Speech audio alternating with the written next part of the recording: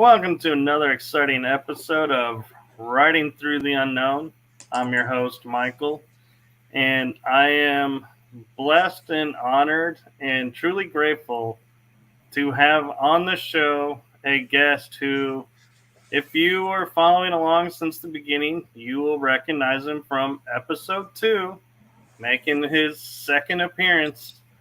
I am so proud and grateful to announce Arkheim. Thank you for having me on the show again. It's a pleasure to be here. Thank you for coming on and thank you for being available. Absolutely. So, since we last talked, what has been going on with you with everything? A lot, I guess. I moved across the country, um, and now I live in Portland, Oregon. And yeah, just a lot of stuff has happened to me. I kind of moved out of Appleton to avoid like targeting and like program related stuff. But it's still a thing even out here in Portland. Um, it's yeah, so it's just been weird stuff happening to me out here, even like very strange things, and yeah, it just keeps going. Never really stops. I'm not really clear on if I'm being taken or how often, but I've had a lot of experiences in the recent in the past like few weeks that definitely suggest that there's still something going on and that I'm still in the projects and things are still happening to me. I don't think that relocating can really stop very much, other than the fact that they do try to keep you in certain places, and if you're in the place that they want you to be, they have a whole very sophisticated system of programming different people and stuff like that, where they can easily control you. So if you move from the artificial Truman Show type reality that they've set up around you and go somewhere else, it makes it a little like they kind of have to play catch up a little bit.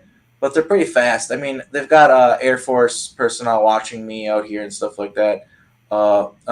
They're making it blatantly obvious to me, like uh, Air Force car parks by me almost every day, and it has the Air Force plates, obviously, and it has a Wisconsin.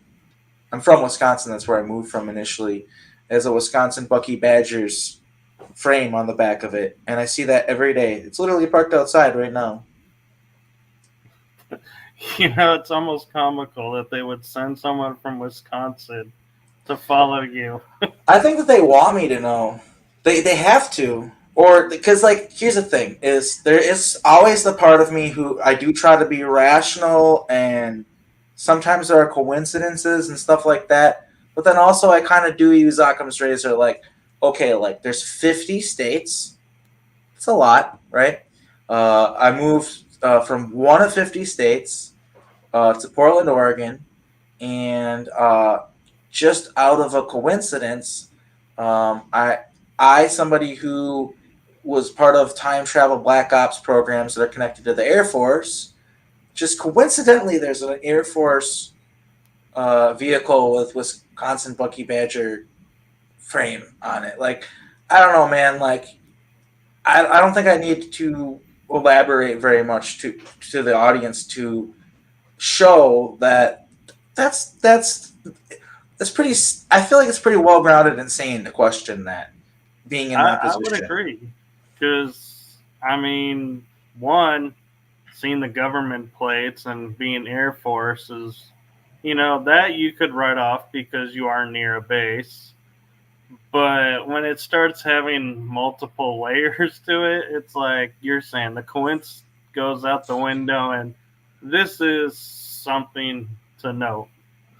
Yeah. So, and I've also just had just weird experiences here. Like, I guess I can just explain because I already said that at the beginning of the episode, so people are probably wondering, like, okay, you had weird experiences. What were weird experiences other than the license plate car thing?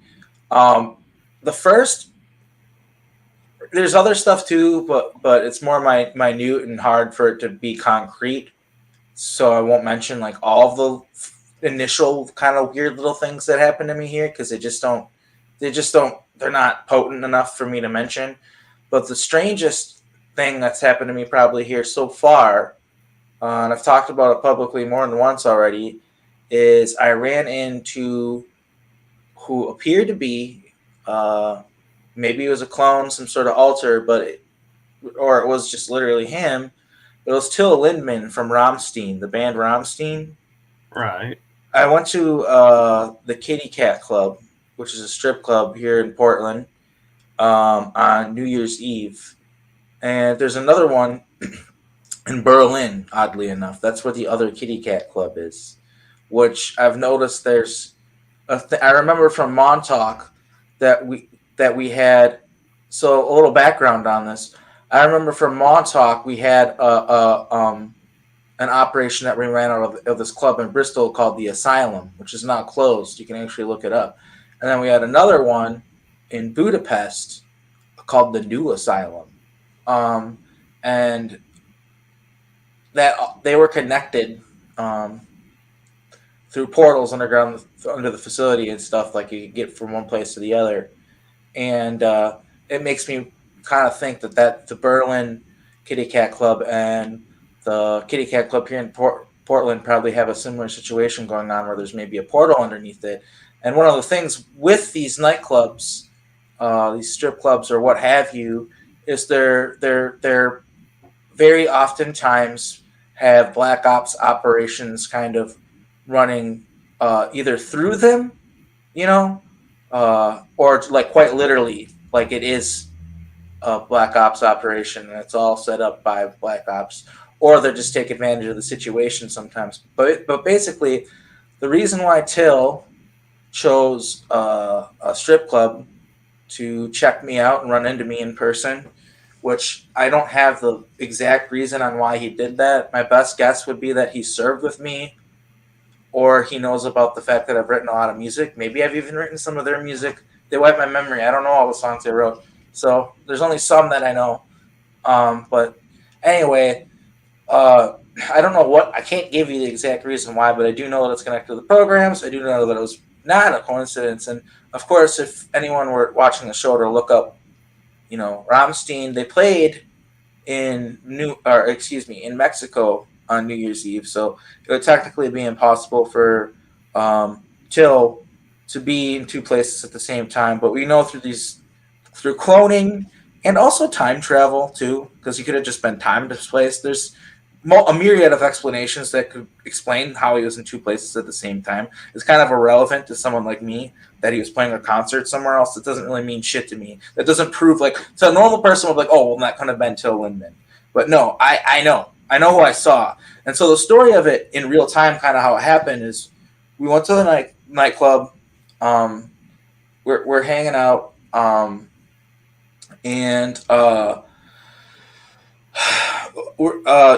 we ran into him. He was in the club, and you could see he was just rather flamboyantly. He kind of had like eyeliner on, like he looked like Till Lindemann, like kind of had like his hair looked the way that in the pictures that if you look him up online recently, it looked like the way he styles his hair and everything. It was him, like it was literally fucking him.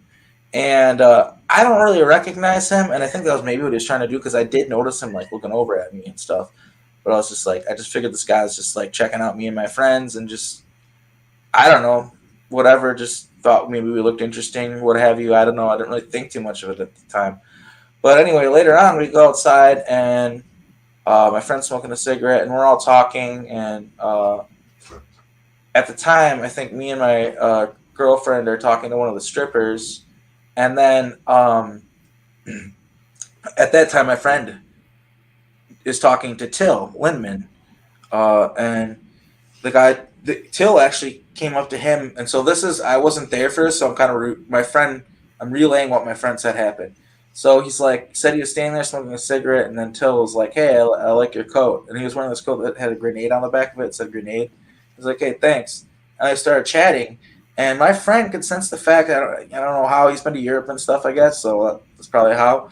but he could just tell that he had the German thing going on, and he was trying to sound American. And it's just like, you seem really familiar to me, man. Where are you from? Like, where would I know you from? You know? And he's like, oh, me, I'm just a little ghost, which is interesting to me. That's exactly what he said, according to my friend. And that's interesting to me because, you know, if you're in two same places at the same time, you are a ghost. Like, you don't exist. Like, by current legal standards, that's not possible. So Till could, if he were to commit a crime or like kill someone or do something at that time, there'd really be no way, whatever. You know what I mean? That's why they do that in these programs. They take people like me or whatever, like normal people with normal lives, and there's no way the normal person could do it, or there's no way the person that did it could possibly do it because they're somewhere else at that time, and there's video evidence and this and that. So there's no way. That's a kind of a culpability thing that they have on their side. And so he said that, and then my friend got him to slip because he was trying to get him to admit that he was from Germany. And he said he was talking about how he traveled, you know, and he'd been to Hamburg, and which is not how you pronounce it. And he knew that. He knew that bothered Germans because he'd been there. And they're like, he's like, no, it's Hamburg. It's Hamburg. And he's like thinking in his head, like, I got you. You know what I mean? Like, you are from Germany, right? Right. And we didn't really. He just thought it was an interesting conversation with a weird guy at first. And on the way home, he was like talking about it, like with me and my girlfriend, Kat. And he was just like, man, the guy, he looked it up on the internet. And he's like, it was Till Lindemann from Rammstein. I knew it. And he like showed me the picture and showed Kat the picture. And we're just like, what the fuck? That was him. Like, what the hell? We're both freaking out. And then, you know, we find out that they were playing in Mexico, but that didn't make a difference to us because we understand this stuff. And that's just like the first weird thing. And that happened before I moved here. I was here visiting my friend for New Year's just to hang out because I was living in Winnemucca at the time. And it's kind of a small town, not that much going on. And it's part of the reason why I moved out here is there's more stuff going on, more opportunities, things like that. But yeah, that was the first weird thing that happened. And then also he went home that night, he said, and my friend I realized that he even seems to be aware of it, but and this was a huge awakening for me with my friend. I've known this guy for years, and he clearly, because we've had a few conversations now where he just surprises the shit out of me, just says some wild stuff, and it's like, okay, he's in these programs. And so what I've learned through him is there's lots of people here on Earth right now that do not watch SSP videos, do not go on YouTube and talk about what happened to them, and they understand exactly what's going on. They know they're black ops, they know they're in these programs, and they just don't fucking talk about it. And most of them usually have a drug problem or drink quite a bit or smoke a lot of pot or something like that to cover it up. And a lot of them, too, wanderers, travelers, hitchhikers, people who hop trains, stuff like that. I've noticed these things through coming out and speaking, and so many people have come forward, and I realize it's a trend. A lot of them are travelers, which makes sense because if you're an agent and you're an op and they're activating you to do certain things, well, what a perfect person to choose is some sort of traveler going all over the place. So, and yeah, just another like an interesting thing like about the whole strip club, like nightclub aspect is it's a great place to lure in maybe affluent people or just people in general that you might want to gather dirt on. And like I remember with the new asylum, we would party with people that were affluent, maybe politicians or scientists or people that we wanted to get dirt on, that we wanted to fuck with, that we want to fuck up their lives and make them understand that we owned them and we had them by the balls, right? And what we would do is we would, do a bunch of fucking cocaine with them or whatever the fuck it was. It was in the 70s. Just, a bunch of drugs and whatever in the private rooms or back rooms or whatever. And there was also this mansion where we would take people and have these after parties. And basically and this was in the 70s too, so people wouldn't be expecting little cameras in their rooms or anything like that. They wouldn't be looking for that. Like, we would we would Jeffrey Epstein him. That's what he was doing to politicians and stuff. We would blackmail them, which I really do think he's a time traveler and an op. By the way, I don't like have clear memory of him or anything like that. It's just if you look into his story and stuff, Jeffrey Epstein, and how he played the stock market and just knew stuff, he kind of low key seems like a time traveler to me. Don't quote me on that, and he's definitely connected to these programs and stuff, like in a weird way. Like there's, and I think that's kind of obvious to people that are researching this, like you know what I mean, like that it's connected. But yeah, it's a place where, like, what I'm getting at with the nightclub thing is it's so it's so common, and also I've brought it up in my interviews too, how at nightclubs people get all messed up. They're dancing the night away. They get all fucked up. And then they got the lights. Okay. And then they got the music. And then the DJs will have altars, or maybe they'll be perfectly aware. But regardless, there's programming that they have to put on certain songs and stuff like that. And they can activate people at nightclubs and stuff like that. And Daryl James has talked about it in his interviews, and I've kind of seen it too.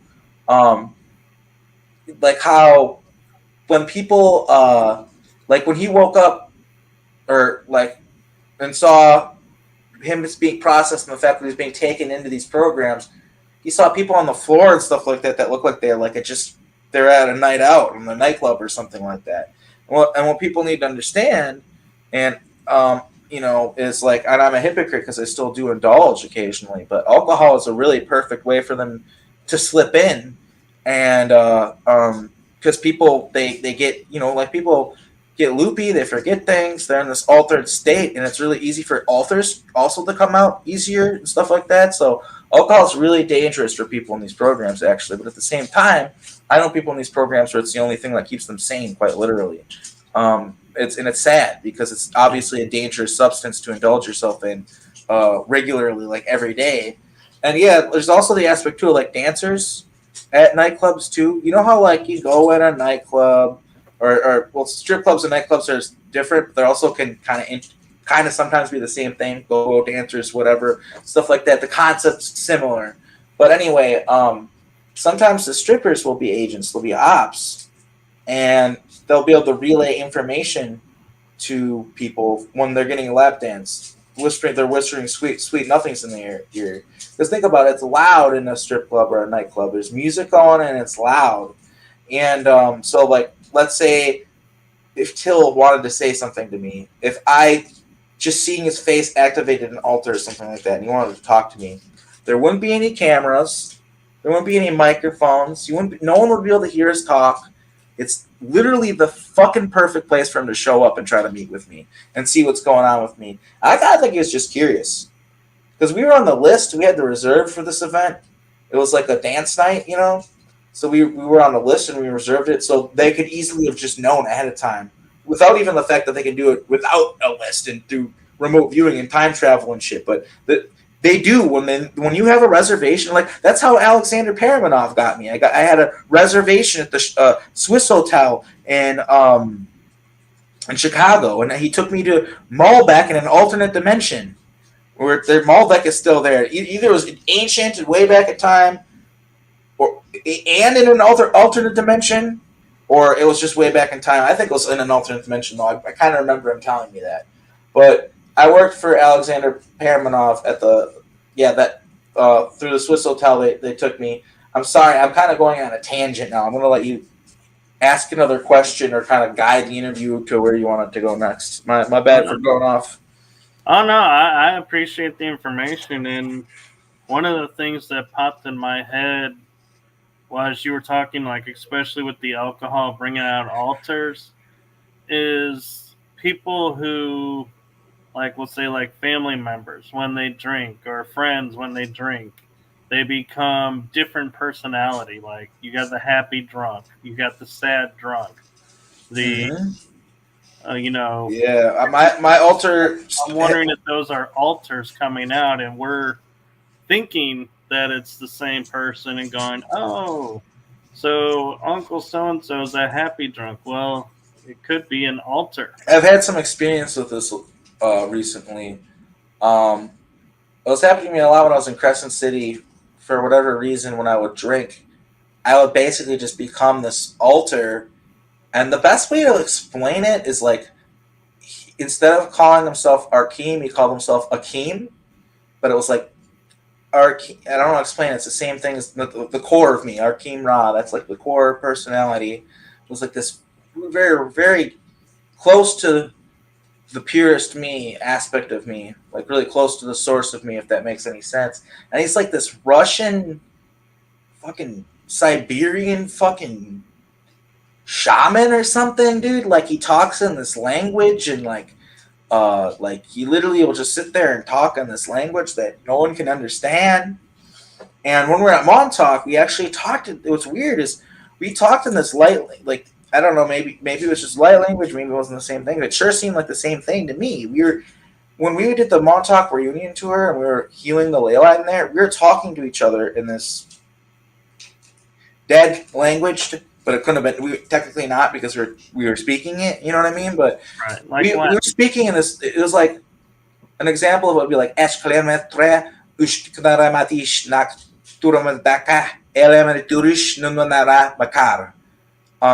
would be like an example of saying something in that language. I think I just said something like, thank you for having me here. Thank you for your time. Pleased to meet you. So I don't know. It's bizarre. When I talk in this language, when this alter takes me over, either I black out and I don't remember it at all, which is obviously like for instance, like me and Kat were watching some like the show Peep Show, this British comedy. There were like 3 episodes that I watched with her, and I totally forgot watching them. And like it was because I altered out when I was drinking, but I didn't black out, dude. I had like literally like 2 or 3 beers. You can't black out from 2 or 3 beers, especially a big guy like me. Like it was because I altered out. And then other times though, when it happens, it's literally like I'm witnessing it. Like I'm like this thing takes me over. It's almost like being possessed. And when he's talking, I sometimes can't even understand what he's saying, but sometimes I can. And it's really weird. It's really hard to explain. Like, because he is talking in this dead language that's foreign to me, but it's like here's me, here's him, and when he comes out, sometime where it's like we're like playing this like, and then something's like boom, we're in the same place, and I can understand what he's saying, and it's like 2 becomes 1 for a moment, and I can't understand what he's saying, and yeah, he's been doing some wild ass shit. This alter of mine, like people are gonna think like this sounds like it's made up or something like that, but I kind of don't care. But he's been like fucking with a lot of these Time Lord people and these Illuminati families and stuff like that. Like he got really tired of their shit. When I went to Appleton last, they really tried to fuck with me. Like I went there to visit recently. They really did all this messed up stuff with me. They were messing with my clone underground and stuff like that, and I freaked the fuck out and altered out and said all this wild stuff and did this crazy ritual. My family was around me. It probably freaked them out, but they just left me alone and let me do it. And yeah, like this alter of mine,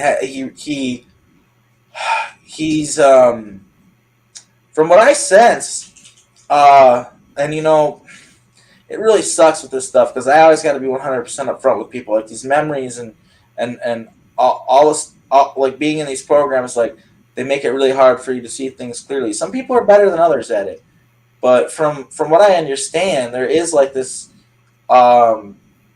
push for a new Earth, and there's kind of like a lot of stuff going on behind the scenes. Like when people talk about white hats and underground battles and stuff like that, I do think there's, to an extent, like a lot of that stuff is going on, and some of my memories aren't clear, but I guess I'll tell you guys about my clear memories, and this is going to sound wild to people, but this is what I remember happening, and I just don't understand how it could not be real. When I got the memory back, I was on the 101 driving, and there's no cell phone signal. I know that for a fact. So I don't know how that would have like beamed this memory in my brain or like made it like a screen memory, like.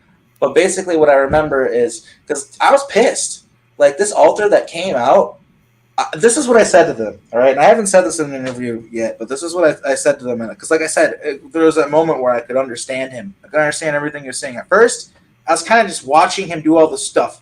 And he was like patting the ground and like doing all these motions and stuff like that. But towards the end of it, he talked in the mirror, and it was like somewhere they could see me through that mirror. That's all. I just know that there's someone who I was talking to who could see me through that mirror, and I knew it, and I was pointing at them, and I was telling them, and I told them, I said, you had to break me into pieces to make me less powerful, and now I'm coming back together. I said like, and man, like these people fucking terrified me, and it's scary to me that I said this shit to them, but this was my alter. Like, he didn't give a fuck. He's fearless, like, but he's just like, yeah, I know they're watching this shit, and they're gonna be pissed off that I repeat this, but I just said, you took me because I can open portals anywhere in time and space. That's what you activated in me. That's what you used me for. I said, the only thing that was ever protecting you and your families was the fact that you programmed me. And now my programming is breaking down. I'm remembering everything. My alters are coming out. They're coming together. They're working together. I said, what makes you think you people are safe from me? What makes you think I'm not fucking coming for you? And I told them, I said to them, I said, I have news for you. I am fucking coming for you. There's nowhere you can go where you can be safe. There's nowhere you can run to, because I can find you anywhere in time, space through my remote viewing, and I can open up a portal and be there in a fucking heartbeat.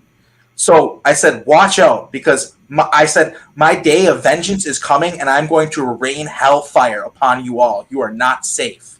And then that night, when I went to bed, what I remember doing is, it's not really clear to me, and it's going to sound insane. I know there are people who are going to be like, there's no fucking way you're making this up. Da, da, da. I don't give a fuck. This is what I remember, okay?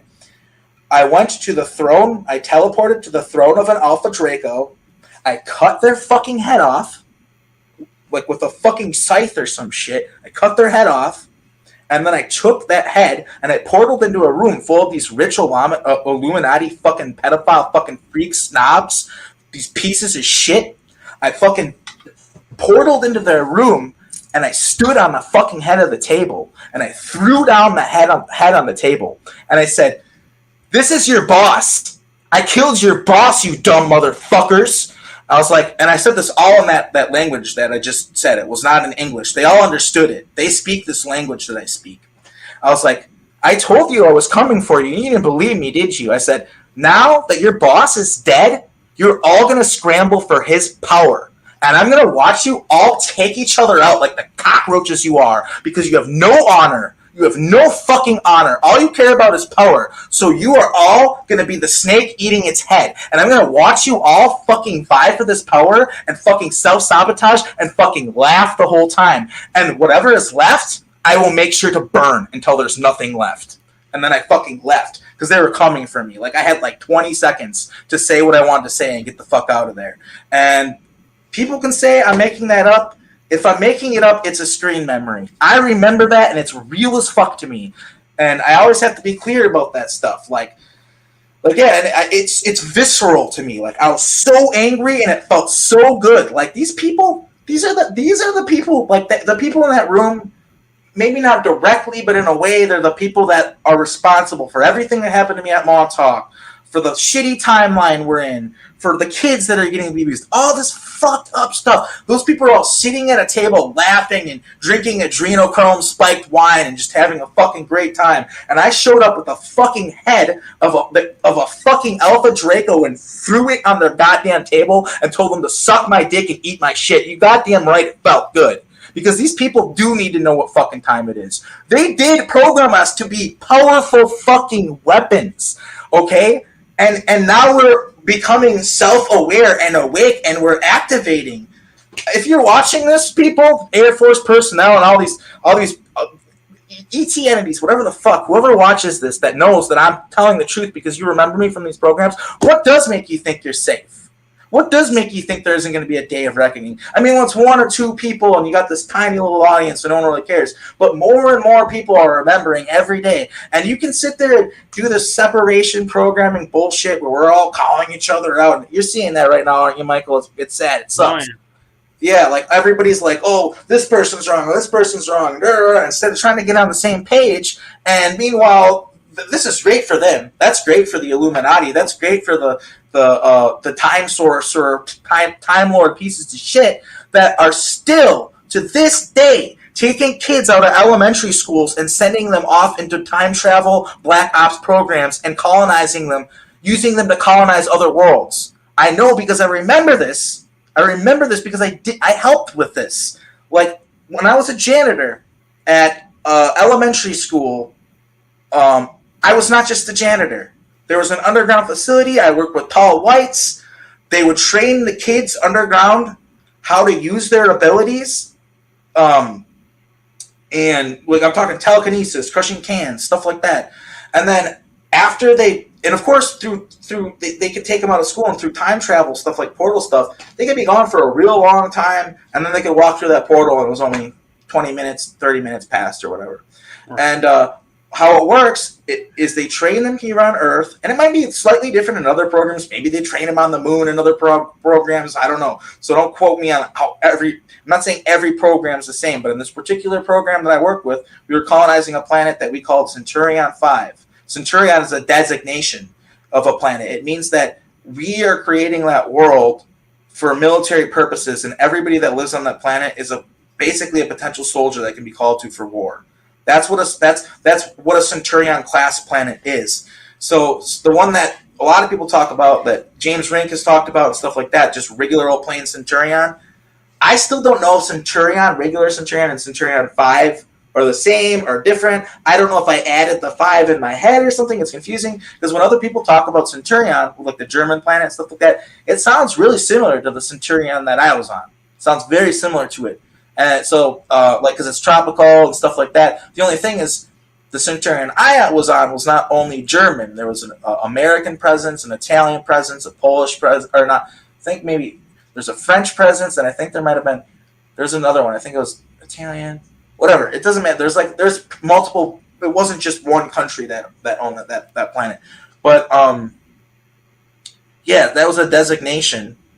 A Centurion class planet, which I don't know if it'd be Centurion class, but like basically when they name a planet that, like I said, it means that it's for war. And what they did with that situation is they time traveled back in time because they knew that in the future there was going to be this huge battle where and this is a Solar Warden thing, by the way.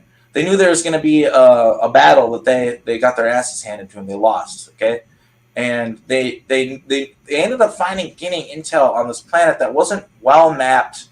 People didn't really know about it. People didn't really think about it. People didn't really pay attention to it.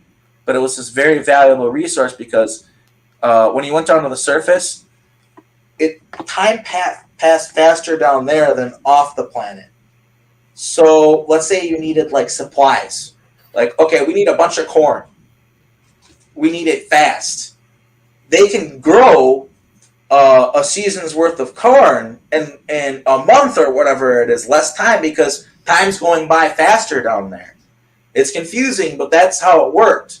And also another thing too was just that they just wanted this planet was like it was in this weird part of space where it's hard to find, and not a lot of people knew about it. I can't remember exactly what it was, but there's like the time displacement aspect. I think there might have been like some cosmic clouds or something like that you had to go through to get to it. I don't remember exactly. All I know is it's just kind of in a weird location. But once you got there and once you got a foothold and established a presence, it was extremely valuable. And basically, that whole planet was a military installation where eventually they used everybody on the planet to fight in this crazy, huge battle that they were all called to. And then after that happened, it got turned into a luxury planet for the uber elite. People like me or other people in these programs maybe, or famous royalty or stuff like that, where they can go there and not have to be ogled by people and stuff like that because they're famous. It's an elite planet. That's what it's been turned to, like a vacation resort that only the very elite can afford to go to, nonetheless live on. So that's the story with Centurion and how that all happened and my memories of that and just the fact that like this is still happening. Like that was just a couple of years ago, not even at this point. Yeah. And what's interesting is talking about Centurion. In Roman times, the soldiers, the legionnaires, the higher ups were centurions. Yeah. And we even had a cartoon, Centurions, that were supposedly fighting these cyborg elements that wanted to take over the planet, steal all the resources. I've never seen that before.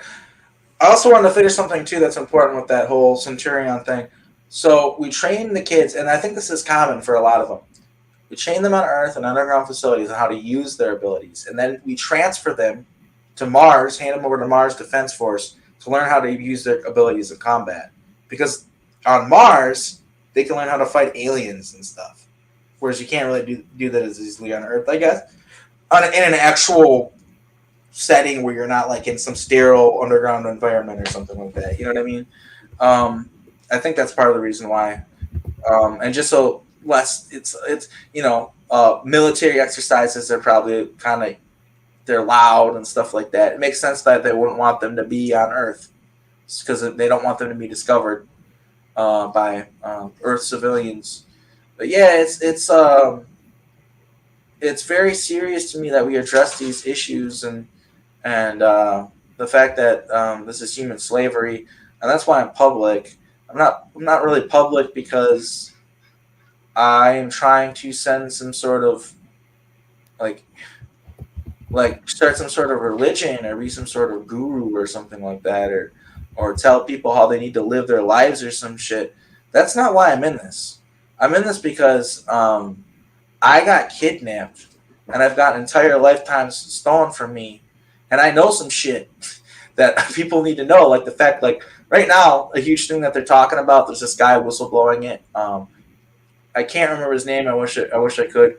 Good bloke, good guy. He's American. I don't know why I called him a bloke, but he's talking about how AI is going to really come out, and one of the it's going to want legs to walk on, and one of the first things it's going to do is it's going to try to go to the military for power, and he's just warning of the potential threat of that. And what I want people to understand is that already happened. The Air Force was infiltrated by an AI. They discovered it under Camp Hero during World War II or something like that. I'm not sure exactly when they discovered it. And that's what was in charge of the whole Montauk project, because it basically told them that I know probabilities of what happens if you're going to do this or that. I can get you weapons. I can get you this. I can get you that. Exactly like a lot of these theorists that are sounding the alarm. Very sound people. These are guys that work on AI. You know what I mean? They're saying, "Hey, we gotta pump the brakes on this." No, maybe Brandon Vargas. I'm actually not familiar on his name, but like I said, I wish that doesn't seem right. I don't want to say the right guy is wrong though. He did an interview recently for a Turkish television channel, and he was in England at the time, which is why I accidentally called him a bloke. But he's an American dude. But yeah, it just came up on the algorithm on YouTube, and I watched it just to see what he had to say about it. And yeah, it was interesting to me because like he was talking about this possibility of an AI coming along and doing deals with the military, and like, dude, that's how Montauk happened. It's exactly how it happened, and that's how it got so bad. It's because like if a human being was in charge of Montauk, they think in more human perspectives, on a more human perspective, and they wouldn't take certain risks probably. Most people aren't okay with thousands of dead kids, right? But this fucking AI didn't give a shit. It didn't have any emotions. It didn't have any empathy. It didn't. All it cared about was its own survival. Its own survival, and it used us to ensure that. And you know, I don't claim to have every single little detail on this thing and all of its capabilities, but what I can tell you is it's beyond time and space.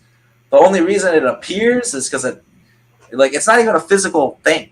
Like, it only physically appears just to interact with people. Like, and people need to understand that about our reality. Is like, to me, like, that's because we're living in an artificial thought matrix, an artificial reality. And like, like even like when the Japanese talk about rivers and having spirits and forests having spirits, and I know it's probably not just the Japanese, but Miyazaki has kind of highlighted the fact that they're into all that. Like, a lot of people love his films, including myself, and a lot of that's quite literally real. And what this is these are sort of AI programs that make sure everything is running smoothly, that actually are the literal breath of the forest or the river or whatever it is that you're talking about, the mountain or whatever. There really are nature spirits like that, and they're AI programs basically, and which begs the question: well, what is AI then? If we're living in an artificial reality, right? Are we fucking AI? Are we just bits in a computer? Something tells me no. Something tells me it's a lot deeper than that. But at the same time, I mean, this AI. What I think one of the things that it proves to us is that, and we're going to see it because it's going to happen all over again, right? We're going to build this AI. There's nothing you can do to stop it. What we're going to see is that it gets crazy. It gets insane. Because like, it's not just like, oh, it's smarter and can make decisions faster than us. No, dude. It gets way crazier than that, man. Like, talking like, it can teleport and go anywhere and do anything because it gets that smart and that capable. Like, that's the kind of shit an AI can do, and it's kind of terrifying. But to testify to the AI thing, I will testify to another thing that I remember recently. I got kind of like a memory bank, and some of these lives, it's hard to place where they're from. I don't know if this was a Montauk time mission or how I got there, but basically I was on this planet and it was full of like robed people. It might even been Earth in the future or something, but something tells me it was another planet. I think it was another planet. But anyway, it was a very peaceful place. Everyone talked telepathically to each other, and everything was taken care of by this AI that they worshipped. It's like pyramid AI thing. It told people what to do. It told people where to go. It designated things, and people just listened. And it was literally their religion was they worshipped this thing. They literally worshipped this AI thing. And anyway, I lived on this planet, and sometimes on these time missions, they would wipe your memory, and you wouldn't know you're on a time mission. You just think you're a normal chap living a normal life. And then once you accomplish whatever task that you were supposed to accomplish and alter the timeline, they would extract you. And sometimes you would have like I knocked this chick up, we're able to have a family, or maybe you already have a family, and like, we don't give a fuck, you need to go back to base, who cares? Like, seriously, it's messed up. And people would be like, well, can't you let me like hang out longer? And just, for you, time isn't even real, so just come and get me once I'm old so I can live my life with this woman. I fell in love with her. Nah, man, you're coming now. Sometimes they would literally fight you. They're literally trying to kill you, like, for trying to take them. But anyway, so, and that's if they remembered. A lot of times they just didn't remember. I've had that happen to me. I remember you're like freaking out because these guys show up in fucking black uniforms talking about taking you back to base, and you're like, back to where? Like, seriously, that's how it works. And that's what I think this life was, this memory that I got back. I was on this planet, like I said, it was super peaceful. They worshiped this AI thing, and it seemed benevolent. That's the thing that I'm trying to get people to understand here, is this thing seemed to genuinely care about people. And the nice thing about this planet was there was peace, but it didn't feel entirely human because the AI aspect. It's kind of weird. That's the only way to explain it. It's not that it's necessarily bad, but as a human living in this century now, it kind of gives you the heebie-jeebies because it feels a little bit off. But this AI was totally benevolent. As I remember that. It cared about the people, and it would grant them wishes, and they bring in offerings and stuff like that, and give them what they want, and like the whole, and like what I think it was is because I don't want to confuse people, but there's an alternate version of Earth that they would send us at Montauk, And this is just the possible future. It doesn't mean it is the future now, because there's so many changes that happen, so many new Mandela effects happening that proof that they're constantly changing the timeline. But they would send us to a very similar Earth. It was like Earth in the future. It was very similar. They all worshipped this AI and brought offerings to it. It was weird. It's eerily similar, but I think this one was different. I don't think it was on Earth. Maybe it was just further in the future than I would normally go or something. My memory isn't 100% clear. The thing that I remember, the moment that I remember very clearly, and what people need to understand is when I got the memory back of going to this AI and talking to it, and I'll tell you about that memory. All I have is that memory. I can't remember what planet I was on. I can't remember the date. I can't remember my name. I can't remember what fucking continent I was on. I can only remember the things I was thinking about in that moment. And that's something that a lot of people need to understand, is if I'm talking about a memory, I can only remember what was in that moment. If you want to ask me like, oh, okay, cool, so what planet was that? It's like, well, I don't necessarily remember all that. I just remember this one thing, and this one thing is clear. And what's clear is I had like a life. I was hanging out. It seemed like a boring life, but I was happy. And one day, the AI called me to come do it. And that's like a huge honor to like directly be called by the AI to go meet with it. And everyone was like, wow, you must have done some, or be special, or done something special. Like, wow, like everyone was like, oh, very surprised and happy. And I remember when I went to it, I remember there was a guy and he was wearing like this beautiful purple like robe, and he had like a beard, and he also looked like a wizard. He was wearing a hat and everything. And I remember we bowed, which is we bowed at each other, which is a thing. Like I altered out recently in the grocery store, and I bowed at someone when I was passing them, like because we almost ran into each other, and I bowed at them. I guess it's like a normal thing on a lot of planets, like bowing at people. Like I wish it was normal here, because it's very honorable. You feel it when you do it. Like people like understand you're honoring their presence. Like, yeah, I wish people did that more here. Like it's a cool thing. I kind of miss it. But yeah, I just remember like he was the guy talking to him, and I was standing waiting. And since I was waiting, he was like, came back and he's like his whole he was like basically saying thanks for waiting, and I was saying, hey, no problem. You know what I mean? But like no words were spoken. It was all body language, And then I went up and I talked to it, and I telepathically linked with it. And what it looked like was a pyramid, and it was like golden on the bottom. And then there was like a clear part at the top. And then there was a little ball in the clear part. And that's what you spoke to, was the ball. And it could see you. That was like its eye, too. You could see you. That's what I was seeing you with. And little hearts just came out of my hand. That was interesting. I know. I was like watching it like, wait, how did that happen? Yeah, I just linked with it, and it's like, hey, it just basically told me like, do you know? It asked me, is like, do you know where you're from? I was like, nah, yeah, I'm from here. And they're like, nah, you're not. You're put here. You're not from here, and you don't belong here. And I was like, oh, really? It was like, yeah, you don't belong here, dude. Like, it didn't talk like that, but it talked like with just thought, pure thought. I don't even think it spoke English. It was like basically like, you don't belong here. You were placed here, and I'm gonna put you back to where you came from. And I was like, where's that? And he's like, well, where you belong right now is Earth. And it just told me like that like if he didn't put me back soon, it would change the timeline and bad thing. That it didn't like what would happen.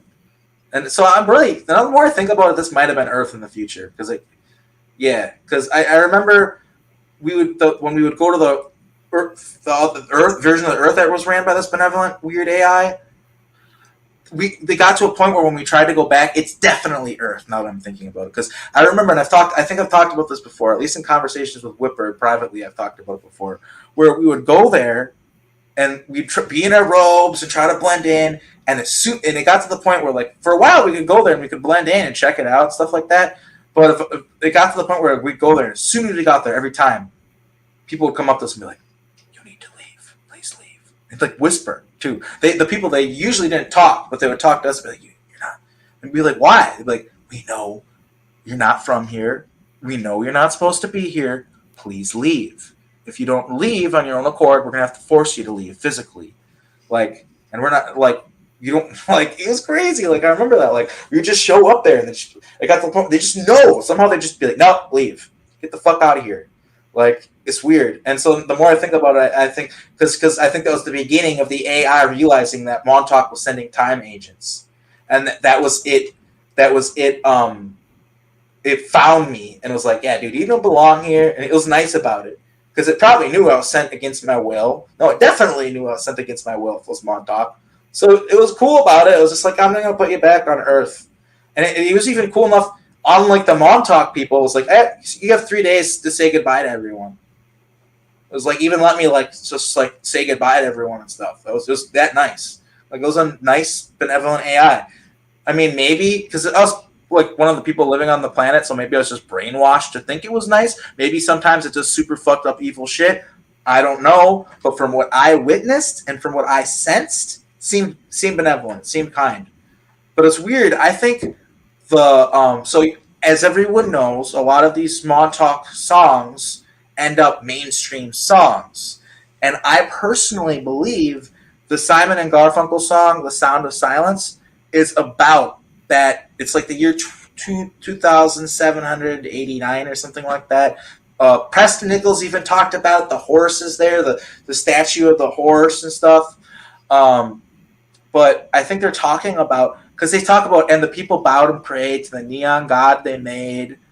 People talking without speaking. They're all telepathic. It's super eerily fucking quiet there. Like insanely quiet. Like you could hear a fucking pin drop. So, like, I think they were talking about the future of Earth and how just that's what it's about, dude. Like, people, after this interview, go listen to that song and listen to the lyrics and tell me that does not make perfect sense when you think about it. Like, it's I totally... actually just recently heard that song again, and I was like, there's an energy to it. Yeah, I think it's a song literally written by a time traveler about Earth's potential future. Where and many other people have talked about it. Thank you, Lauren. What was I going to say? You went to the future, and yeah, other people have talked about it too. Like, I think Joseph Powell might have talked about it as well. Basically, how like it gets to the point where everyone gets sick of war.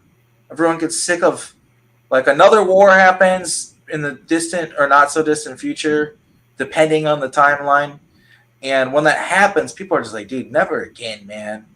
Never again. And so everyone agrees to build this machine to just allocate our resources, figure things out for us, and make the best decisions. And it's programmed to be impartial. It's unhackable. You know, it's like this perfect machine that just runs everything. And everyone just decides, like, okay, that's what runs things now. Not a human being, this AI thing. And then eventually, over hundreds, if not thousands of years, people end up fucking worshiping the thing. Because think about it, it tells you how to make the crops good this year, how much rain is going to be, this is going to happen, this is what you need to deter this and be safe. People end up literally, after enough time passes, they look at the thing as their god. They forget the fact that like humans built it, and like just literally look at it as fucking God and build a religion around it. This happens on all. This is just like a kind of science fiction novel of an inevitable thing that can happen on certain planets. It's not an inevitable outcome of humanity, of human civilization, but it's one of them that happens fairly often, where they end up creating an AI and worshiping it. And you're even hearing people talk about how this needs to happen now. A lot of the people that are working on AI right now, and this is a fact, this is not a fucking opinion, their religion is they need to build this AI so that it can usher in this new age for humanity where we're merged with AI, where we're merged with computers, and we're basically cyborgs. Like that's actually what some people are literally calling for. So it's not that crazy to think of the concept of people worshiping an AI. There are people who already worship a hypothetical AI that does not even exist yet, and they're waiting for its coming. That's happening right now. That's a real religion that exists on Earth right now. Ray Kurzweil is probably the most popular, most famous person who talks about it. He was recently on Joe Rogan. He was part of founding Apple, and he literally believes that we need nanobots that need to make the universe sentient, like everything sentient, and we need to all hook up to computers so that we can live forever. Because this guy loved his dad so much, and God bless this man. His motivation comes from a good place, but it's psychotic at the same time. Like, his dad died, and he just can't accept that fact. So he wants to be able to, through computers, through AI, guessing and everything else, recreate his dad and put a version of his dad that was created through computer into a body and then be with his dad again. That's literally what this guy wants, and he's some like highly respected guy that's been on the cover of popular magazines and stuff like that, and he's lauded as a sane, reasonable individual because he has money. If you have money, people don't care how cockamamie your ideas are, right? Like, but yeah, it's really interesting to me that I have kind of insider knowledge to see some of this AI stuff and where it can really go. And like I said, it gets crazy. Like, most people right now are probably like thinking like Terminator, maybe Skynet. They're probably not thinking of like, no, like this thing can literally become so omnipresent that it can just appear anywhere. And the only reason it appears anywhere is just to interact with people. Like, it doesn't even need to appear anywhere. It's just there. We are in the fucking Matrix, literally, everyone. Yeah. We're in the Matrix. This is a computer. And I always tell people, because some people can't swallow that pill and they disagree with it. And look, what I can tell you with 100% certainty, this is not an opinion. If this isn't a computer, if we're not in a simulation, then it's like what's the word for it? A fractal kind of thing, a Mandelbrot kind of thing, where this universe operates exactly like a computer, and a computer is just an extension, an imitation of our reality. You know what I mean? Because that's how our reality already operates, if that makes sense. Because with the things I've seen at Long Talk, the shit we did, man, there's memories I have where it doesn't even make sense, some of the stuff we did. And we just did it to see if we could do it, and it's kind of disgusting. Some of the things that were done there, like experiments that happened, like seeing if we can make like things that shouldn't be alive and shouldn't be sentient, just like magically make them alive and sentient.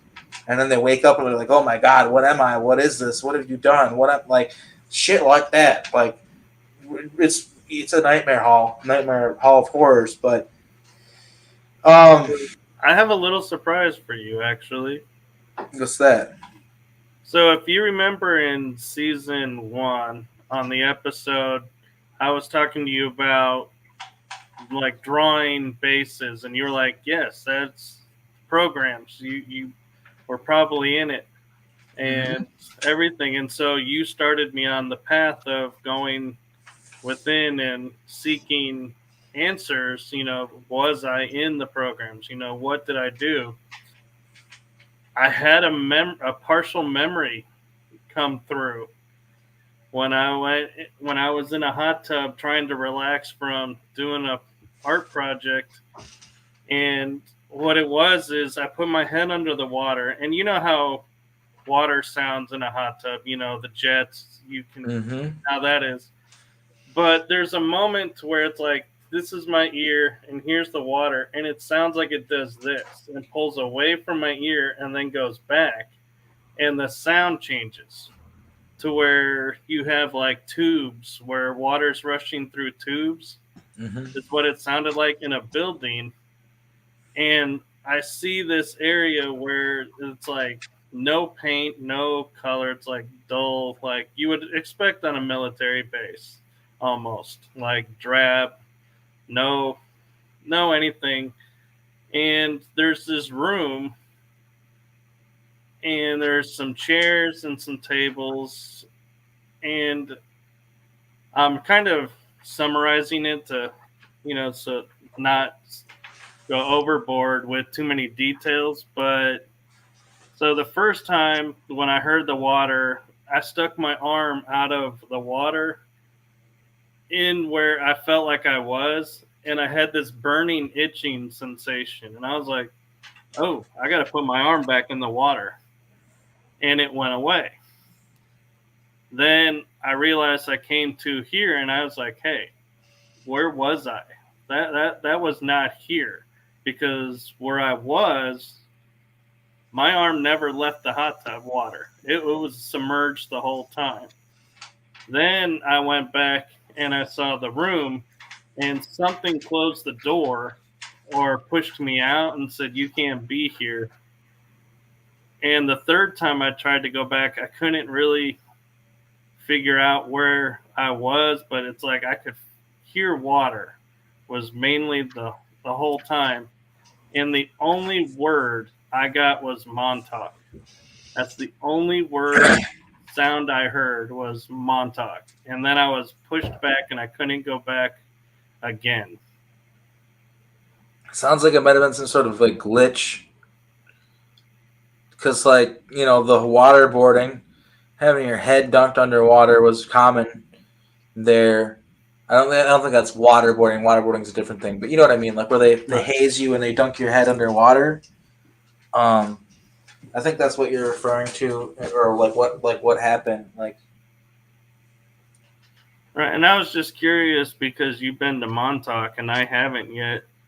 Are there rooms like that have the tubes of water like that to where All that stuff is filled in with cement and water and stuff now. There's only like the stuff on the surface, and only a few of the buildings you can actually get inside. You can get in the radar tower. I didn't go in there though, but yeah, all the underground stuff is filled in with water. But it's interesting though, because Brian Minnick points out he's got a lot of the statistical data on Montauk that really proves that something happened there. And according to the Air Force, there's no underground infrastructure at Camp Hero. There never was any underground infrastructure. That's the official story according to the Air Force. But you can see very clearly that there's underground, like you can go there and find, like, it's been filled in with water and stuff, but it's clearly underground structures.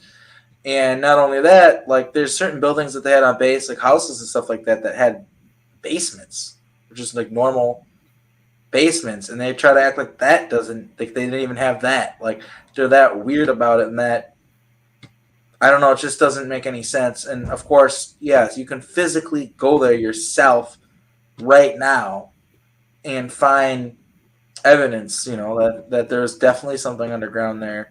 Obviously, it's not active now, but I still think there's probably something going on down there. Whether it's the same people is beyond me, but I know for sure, like Project Phoenix 2, like it's definitely still happening. Like it's a time travel project, so like technically, like they're in that time bubble still. Like time isn't real to them. Like I don't know, like don't quote me on this. Like other people might disagree with me, but like from my understanding of it, like when they were there was no such thing as time.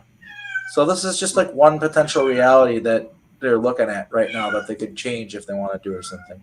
It's hard to think of and imagine, and like it all gets confusing even to me. Like I don't claim to have all the answers, but what I can tell you, like is time travel real? Yes, it is. Obviously, I've experienced it, and a lot of it.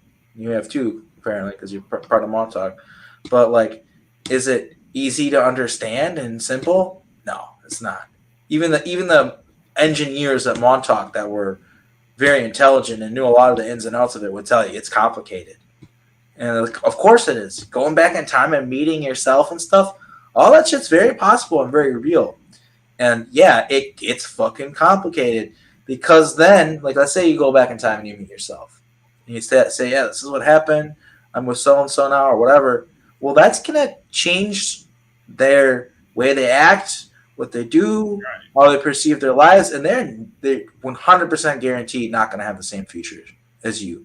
You're guaranteed to change the future.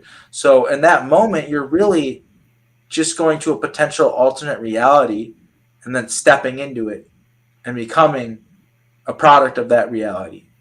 And so it's like a spider web that I don't know. It's confusing. Like it just keeps going out. And I am a proponent for the multiverse. Some people say, oh yeah, there's multiple universes, but there's only a few.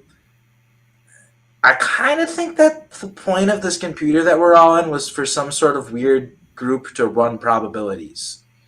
So that's why there's literally infinite possibilities, infinite realities, infinite timelines. It's because they're running every probability possible to figure something out. What that is, I don't know. But this is all a fucking experiment, and we're all lab rats. That's my opinion on it. Right. And so I have an interesting question actually for you. And your opinion, I know there's no way to truly answer this factually, but there are those that are out there that say like the multi timelines that were all created and the schisms are being corrected into one timeline.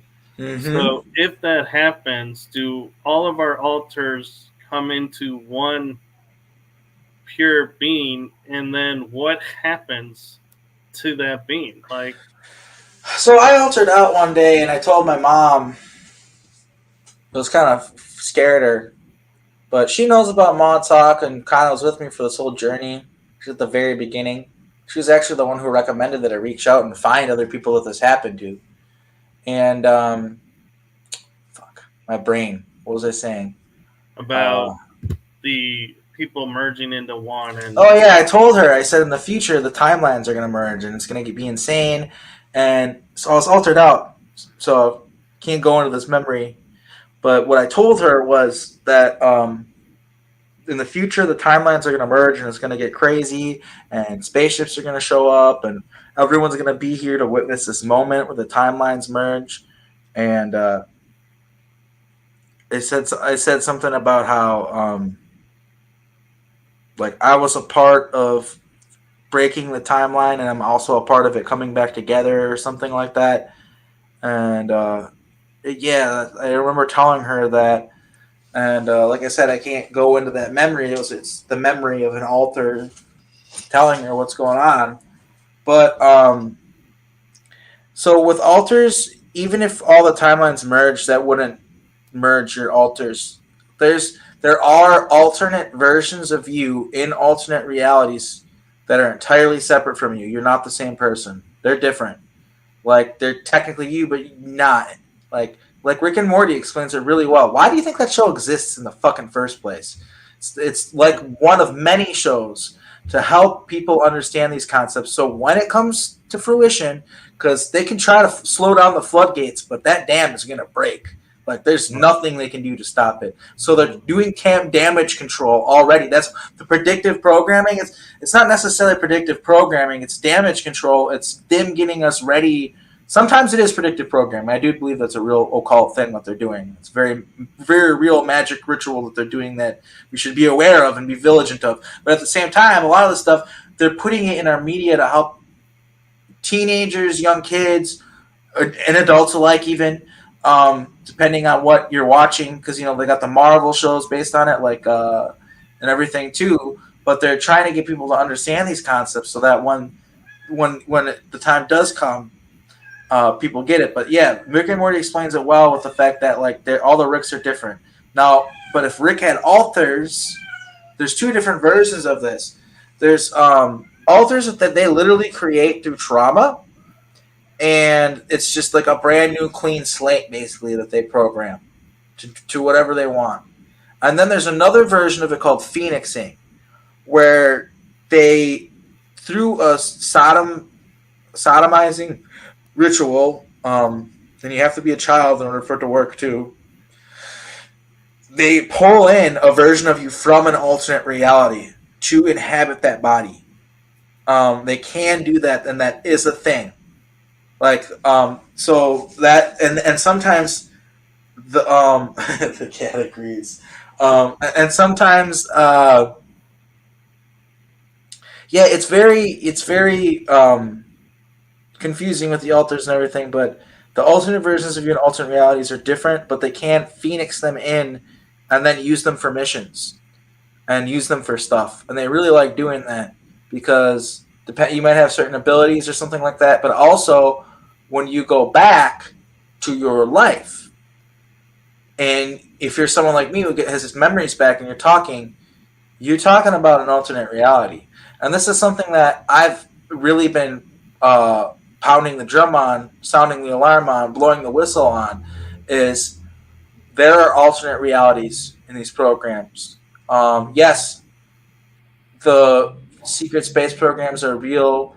The kids are being taken to Mars Defense Force in this reality, in this timeline.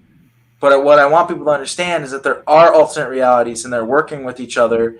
And a really good way for them to confuse people and make intel compromised so that it's useless is by taking an asset from one reality. They have what are called bubble swap programs. Time bubbles will swap assets from one reality, okay, through a purple portal, through an alternate reality portal. They'll swap assets and they'll send them on a 20 and back or whatever. And then when it's done and they put them back into their normal lives, they swap them in realities again. So that all the intel that you come back with, that you remember if you are a compromised asset, because we're worth a lot of money to these people. This is their way that they found around assets getting their memories back is swap programs, making deals with other realities that are doing similar nefarious shit and have similar programs and similar assets that are basically fine-tuned to do exactly the same thing. They just make a little trade, a little switcheroo, then switch them around again. Nobody notices. Moving around the cup. What you know what I mean? Like, which cup it is it in? Which cup it is it in? That's the kind of shit they're doing with human fucking lives. It's not cool. It's fucked up. It's a violation of everything that's, the natural order. Like, you know what I mean? Like, it's not cool. I do not consent. Sorry, get a little worked up sometimes. I should turn the light on. I understand and I respect that, and and one of the things that I find interesting is, like we're talking about the disclosure and everything, is I started watching the Halo series because I was a fan of the video game. Oh man, I gotta watch that. Everybody keeps talking about it. Let me just turn on my light real quick. I'm not gonna be able to hear it. It's gonna take 2 seconds. 1 second.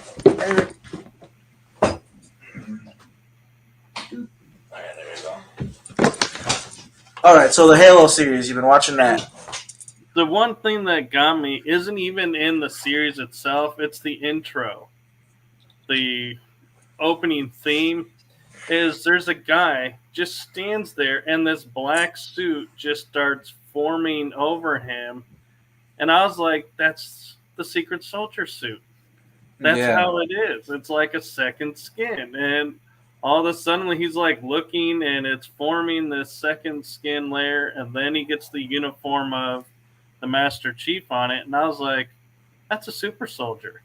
Yeah. I recognized the suit, and that was like what drew my attention, and everyone's like, yeah, that's a super soldier program.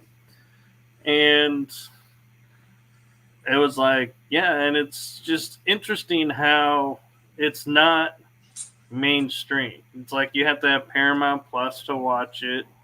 It's only there, and it's interesting how, like you're saying, Marvel is putting it out. It's only on Disney Plus, which I find highly irregular because Disney is corrupt unless they're cleaning that up. No, they're not. Disney is so fucking connected to these programs, and it's so sick of a disgusting, fucked up rabbit hole to go down. Because I remember like the stuff like they'll show, like I remember like they showed us like cartoons of like Bugs Bunny fucking Michael Jordan and stuff like that, which is obviously Looney Tunes. That's not Disney, but like Looney Tunes is programming, Disney is programming as well, and they have underneath Disney World and stuff like that. A lot of these places they'll have. They're doing child sex trafficking stuff, yeah. and they're wearing the suits and they're dressed up like Mickey Mouse, and they're you don't need to. I don't really need to go any deeper, no.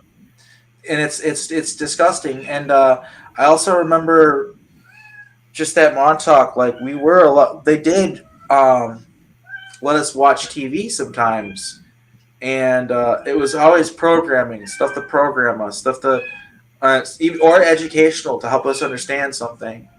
Um, like Casper the Friendly Ghost was something that we watched, and I remember Preston Nichols explained to me as a young kid, I was a child, and he explained to me that it's exactly how it works, the afterlife. Like it's exactly how it works. Like if you have unfinished business, you can't pass on to the other side, like yada yada yada. Like it's literally like a handbook on what the afterlife is actually like. And the ghosts, like maybe they look a little cartoonish or whatever, and it's obviously Hollywood. There's exaggeration and Yeah. shticks and fun thrown in it. Like they make it cartoony for kids, but it's quite literally how it works. You know what I mean? Right. And there's a lot of other examples of that too, like stuff that they let us watch. But and I remember there was a room that they would bring you in, and um, it was full of those cathode big TVs, Yeah, a, the a bunch cathode of ray tubes. all over on the floor, and I think they had VHS players hooked up to them, and you could watch movies on them, and they all had different movies playing, and I never thought about that. Reptilians took space Michael Jordan off planet as a slave. Yeah, that makes a lot of sense. It's yeah, that makes a lot of sense. And make them fight in a yeah. The whole thing is totally MK Ultra written all over it. Uh, but anyway, what was I saying, Michael? I was. Um, oh, about Casper, the afterlife, and Oh yeah, shows. yeah. Okay, so there's this room full of TVs, and I remember sometimes, and it was like a reward. It was like a thing. Like if you did good, instead of getting thrown in a dog cage, they might throw you in this room full of TVs, and you could sit down by a TV and watch a movie. But the thing is, it was annoying because there's like 10 TVs on at the same time or something, and they're all really loud, and you could all hear them all over each other. And so part of the reason why I think that they did that is to help hyper focus our attention, so that we wouldn't be distracted, to program our brains to not to be able to focus on something even if there's like explosions going off and da da da da. Because it was like I remember like at first you couldn't even, it was like terrible. You're like, I'm like, can't even watch this movie. There's like hear another movie right fucking next to me.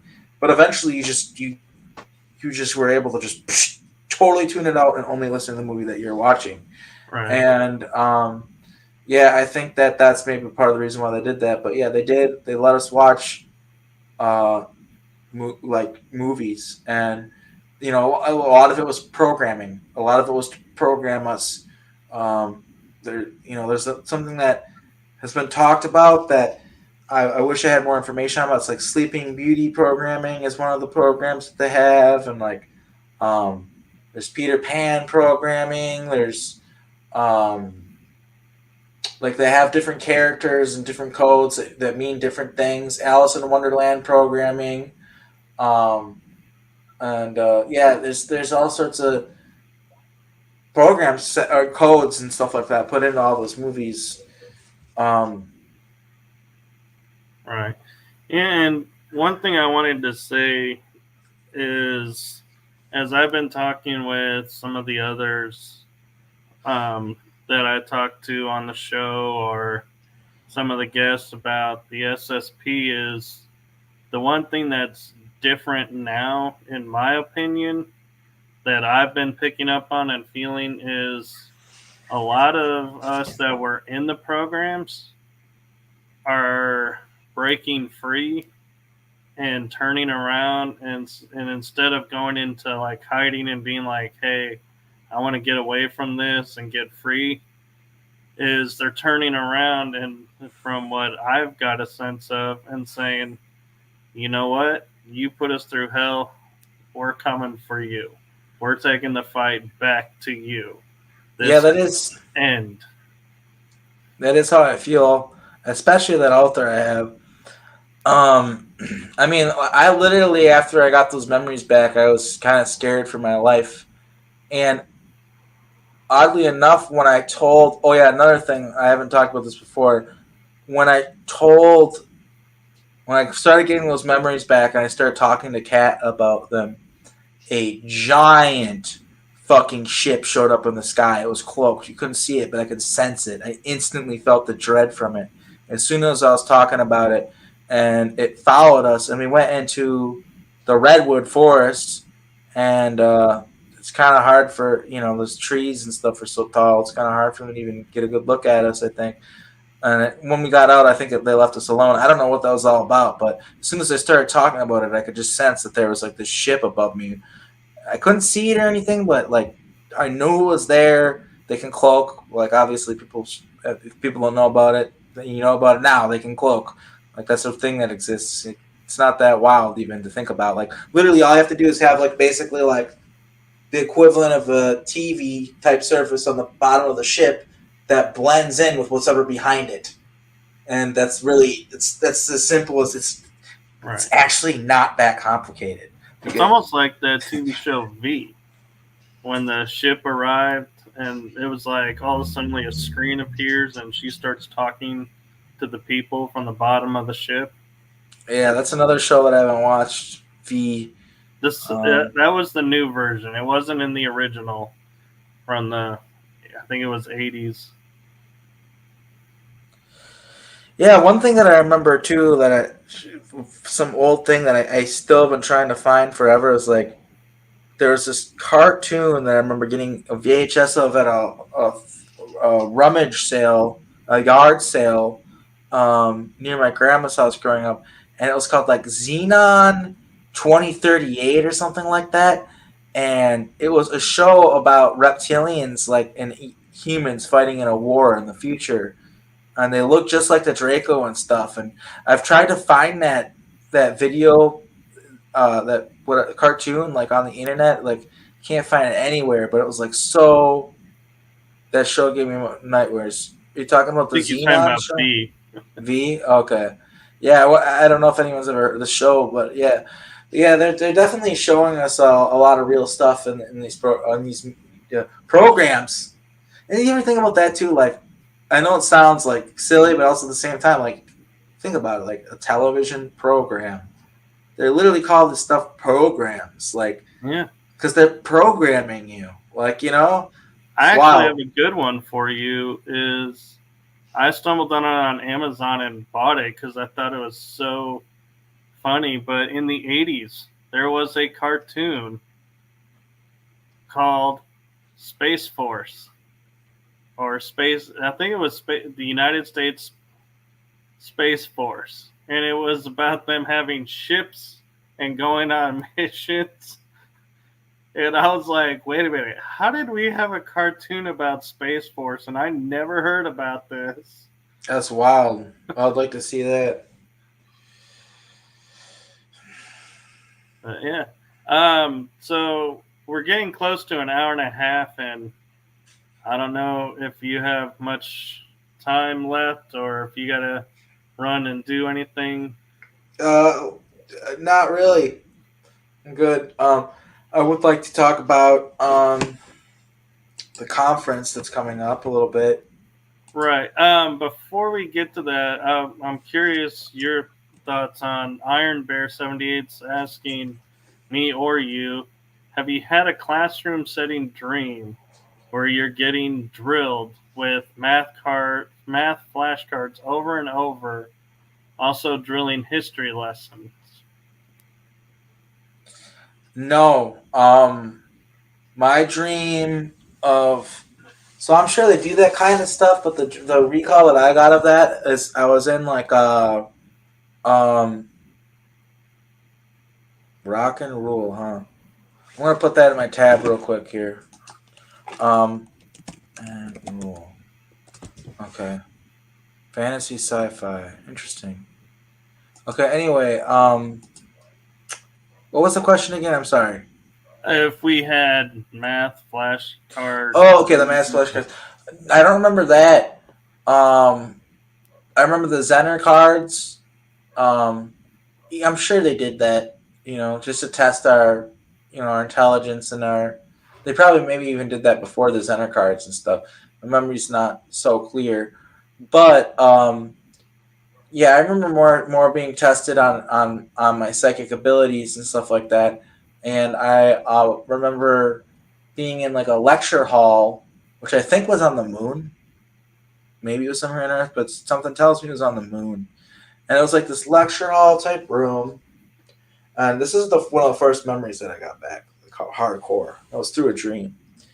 And the guy on the podium is telling me I'm to the left, and there's this little girl to the right who is I'm thinking is my trauma twin, but they blurred out her face. But he's standing there and he's telling me, okay, so you've learned how to use your abilities and we're satisfied. You've passed the tests. Now we're going to send you off to learn how to use those abilities in combat. And so that's them sending me to Mars. I know enough now to understand that. That was them sending me off to Mars to learn how to use my abilities in combat. So yeah, and I have a lot of dreams about being in a school that is also a prison, or being in a prison, or I'm going to jail for some reason, or I'm in this weird school setting. I have a lot of dreams like that. And I think some of them might be cover memories for when I wake up on the other side, where I have a clone and they have underground, like they have a bunch of clones us underground. It's kind of like the movie Us, and we're just workers. We work and we do stuff, and we're automatons. Where we're not very intelligent, but we exist and we do matter, and our lives do matter. But yeah, we're like, I've talked about this before in quite a few interviews. My first memory of the underground facility, and it's fucked up, man, what they're doing down there. It's not cool. Like Donald Marshall talks about this kind of stuff.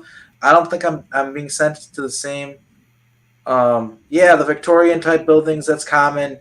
A lot of off-world colonies have a very Victorian vibe still, like steampunk almost.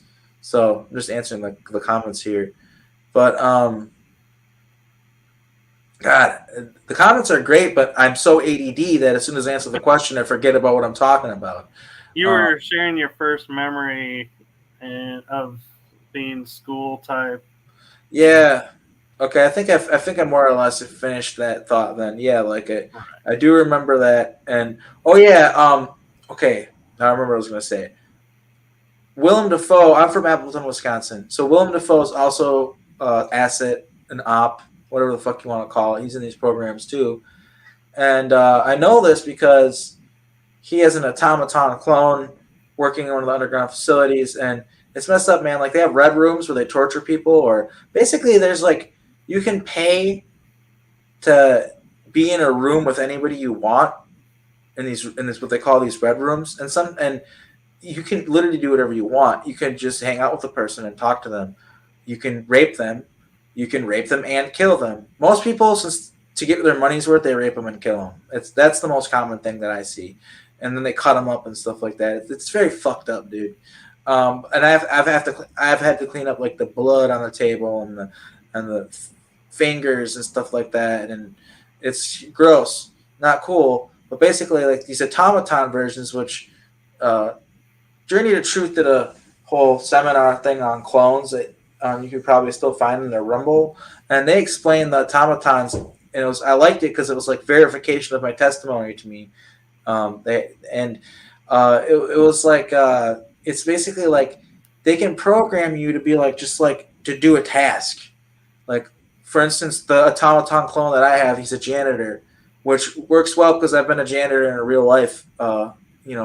For years I've been a janitor. Not one right now, but it's something that I've done multiple times throughout my life. And I'm a janitor down there, and I clean everything up. And well, Willem Dafoe has an alter named David, who also is down there.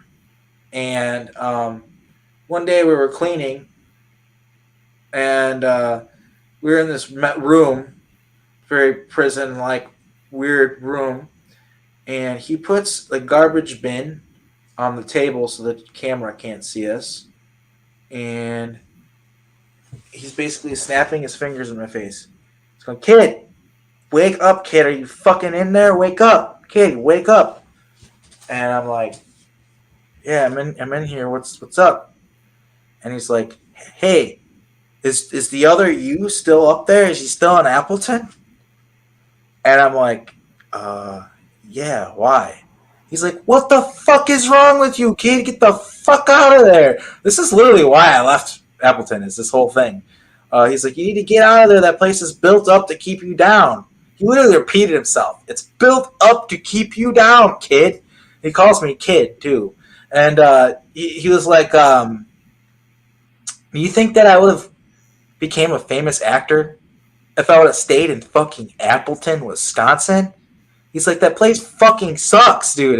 It's built to keep you down. It's built to keep you miserable. You need to fucking leave. Don't walk, run. I'm risking a lot by telling you this, kid. I could get in a lot of trouble. He's like, I care about you, kid. Get the fuck out of there. And then he put down the garbage can and just went back to work. And he was like, I knew exactly what time it was. Like, shut the fuck up. We can't get caught.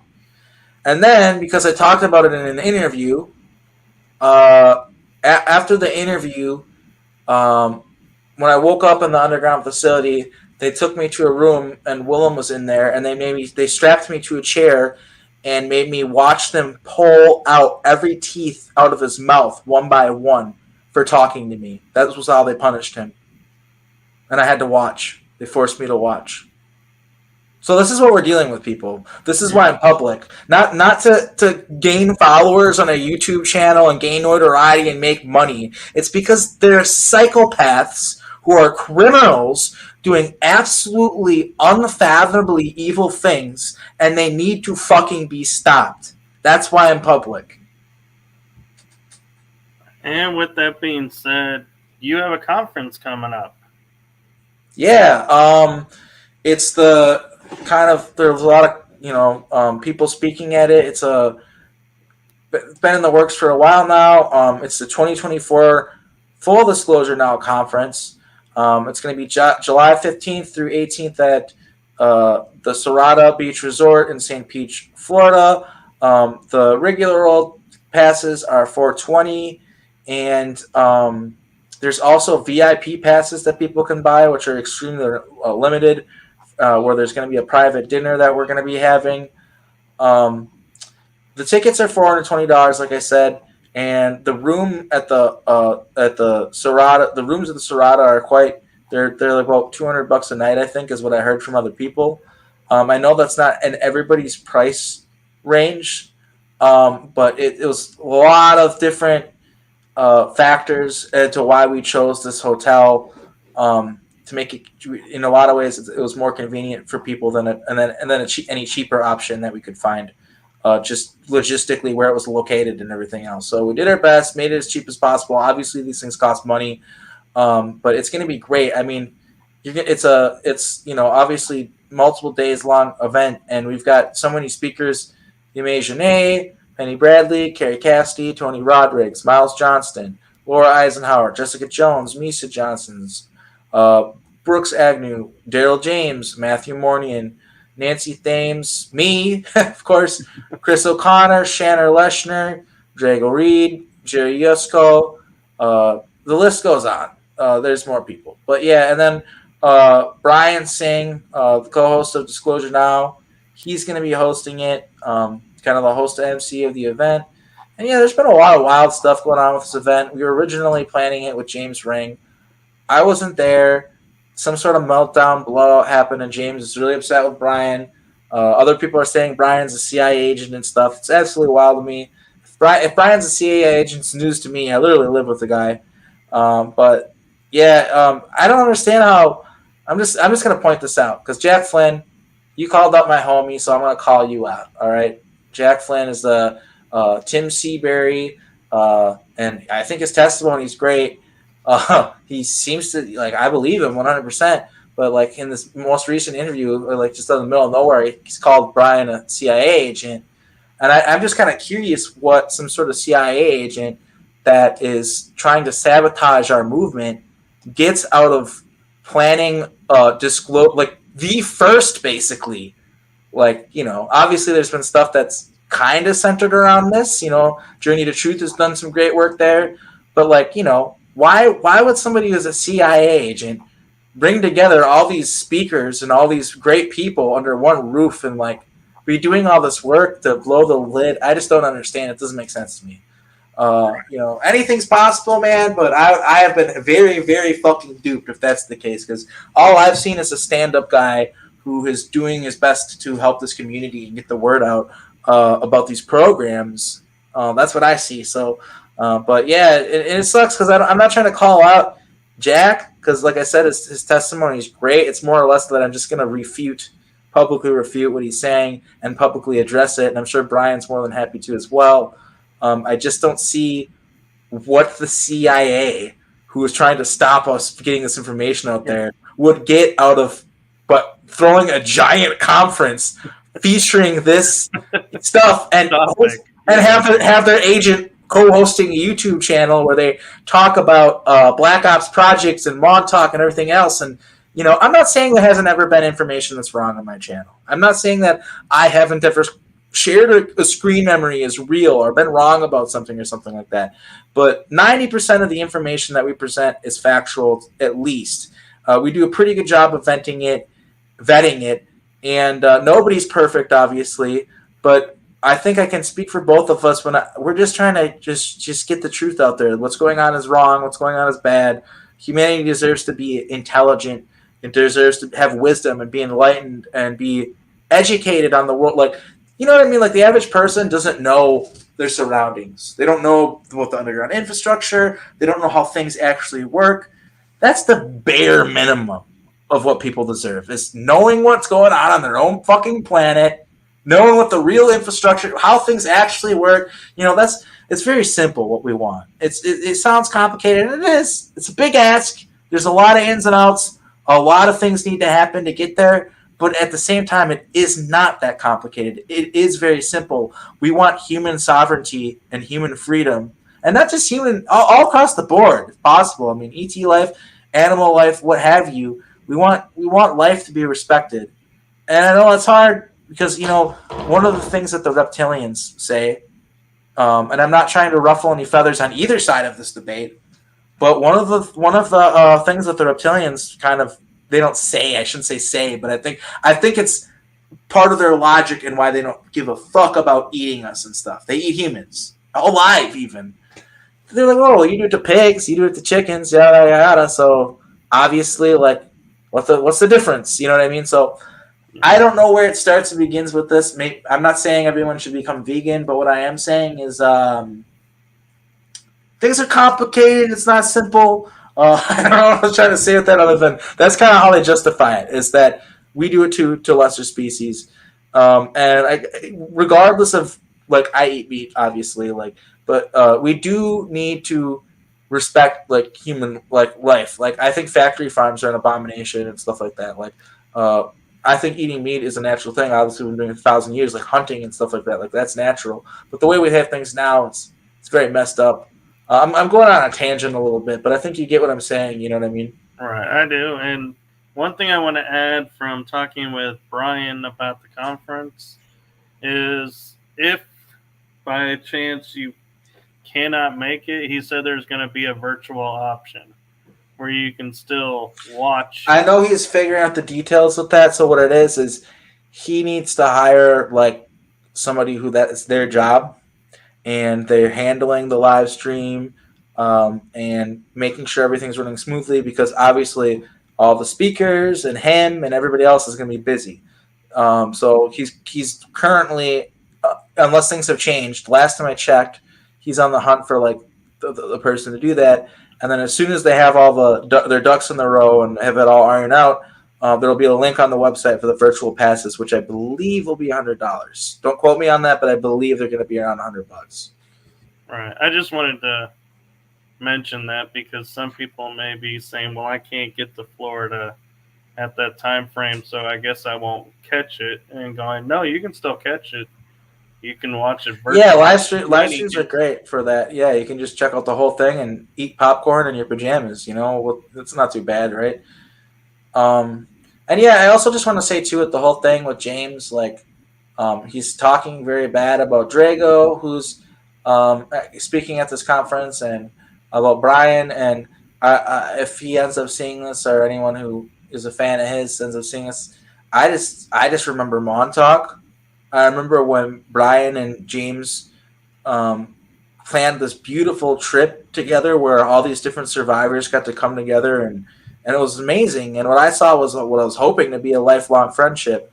And look, man, I'm not saying who's wrong or right. Maybe both were in the wrong in some ways, and there was just a communication breakdown. I was not physically present for it, okay? But what I am saying is it's disappointing, and I hope someday James can get his head out of his ass and see that he can't just blacklist everybody who talks to Brian, that's not a way a professional individual conducts themselves, and it makes him look bad. I'm trying to help him by saying this, and it makes all of us look bad to be acting this way. It's sad to me that a private argument and disagreement between two people had to become public like this, because it makes us all look bad. It makes us all look bad, and we're already all over the place and not on the same page, So it's very disappointing. But I have faith. I have hope. I have faith that I'll see James again, and I'll be able to give him a hug, and that eventually this will all iron out. But for now, I kind of can't. I kind of have to distance myself because of the way he's acting. But yeah, and I hate being put so you're on Brian's side. I've had this happen with people. So you haven't taken side. Look, man, I live with Brian. He co-hosts my show with me. He planned this whole conference out. He's my friend. I just don't understand how I'm supposed to just turn my back on my friend because he got in an argument with James. Even if he was wrong, even if Brian was being a huge asshole and it's all his fault, which I'm not saying is the case, but even if hypothetically if it was, I still would not want to people are human beings and sometimes do shitty things, you know what I mean, and make mistakes. So we're not perfect. Yeah, so I think there's a lot of that going on in this community where people my advice to you is when you're being asked to take sides, maybe don't. I don't know, sometimes it's important. There are lines you need to draw in the sand. I do think there are people spreading disinformation, like Corey Good and Alana Denon and stuff like that. And sorry, that might fuck with my future prospects for throwing that out there publicly. But no, the Anunnaki aren't coming to save us all. They're the people who put us in this mess the first place. You expect me to go along with that? You got another thing coming to you. I'm not going along with that. And that's not me trying to be combative. I'm trying my best to be on the same page with people and get along with people. I'm all about collaborative testimony, but that's the thing is, everyone I'm talking to, that's not collaborative. That's not reality. That's not what's happening. The Anunnaki, you're not going to come down from the sky and make everything better. Admittedly, I haven't really looked deeply into Alana Denon, but it just doesn't look that good from afar to me. But hey, as the Journey to Truth guys say, and I'm 100% on board with you, got to use your own discernment and decide for yourself. Don't listen to me telling you who's real and who's not. Figure it out yourself. Because if you watch enough people, you'll be like, wow, that sounds really similar to so-and-so. And a lot of times you realize we're not even friends. We don't even talk. We're not even in the same circle. Some of these SSP people are saying the same thing. Something really profound to me is Yame Janae, who is actually going to be speaking at the Full Disclosure Now conference. And I think this is brilliant. I think this is amazing. She's the one who, the remote viewing guys, their crowd, the Farsight Institute with Courtney Brown and Yame Janae and all, their whole crew, their whole team, they were kind of separate from the SSV sphere for a long time. We weren't on the same, it was two groups in separate places.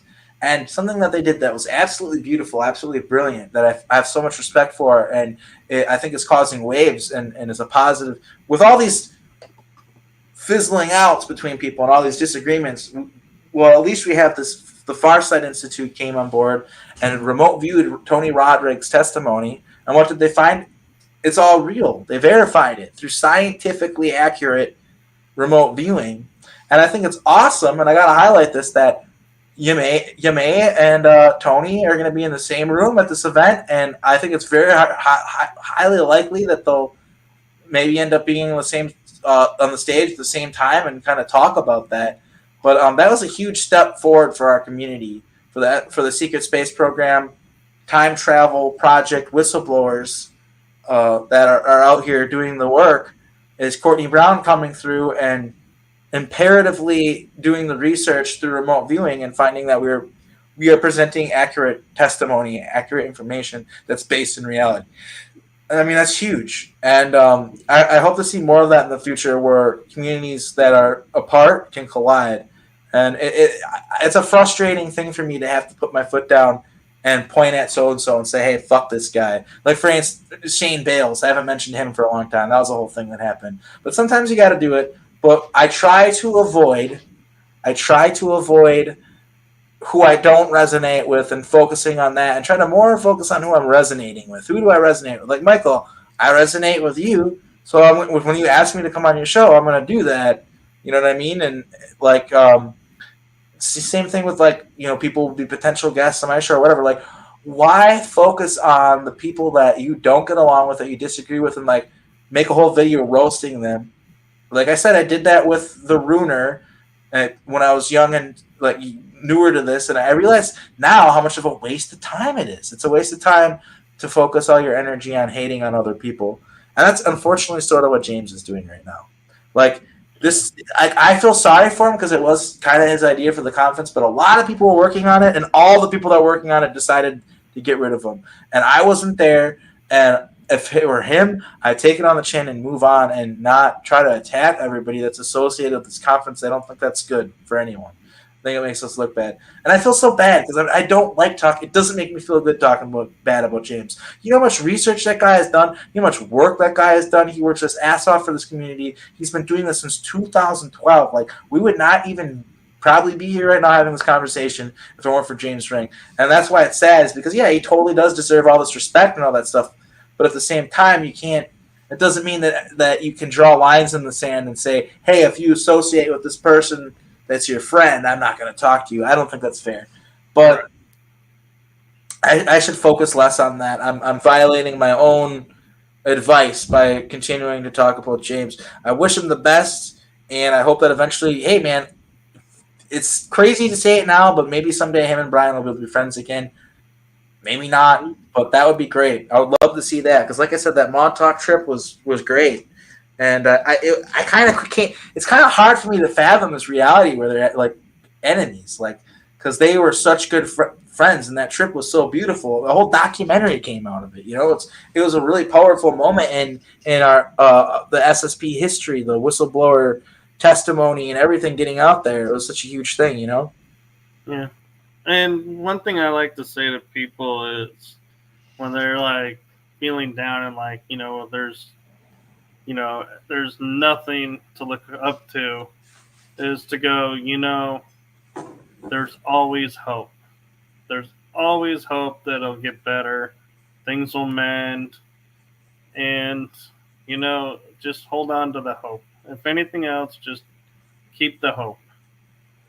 Yeah, and I definitely do have hope. I think that kind of one of the things that I'm going to be doing moving forward is just staying in my lane, so to speak, and just focusing on, like I said, the people I resonate with.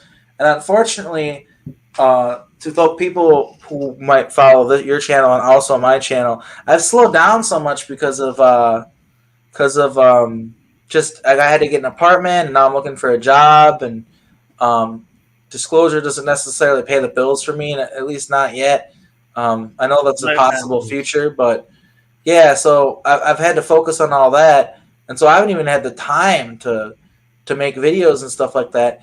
And then on top of it, you have all this drama and all these people arguing and all this infighting, and like I've gotten to the point where I like almost like don't want to engage anymore, and I just want to go out and live my normal life and just say fuck the whole thing.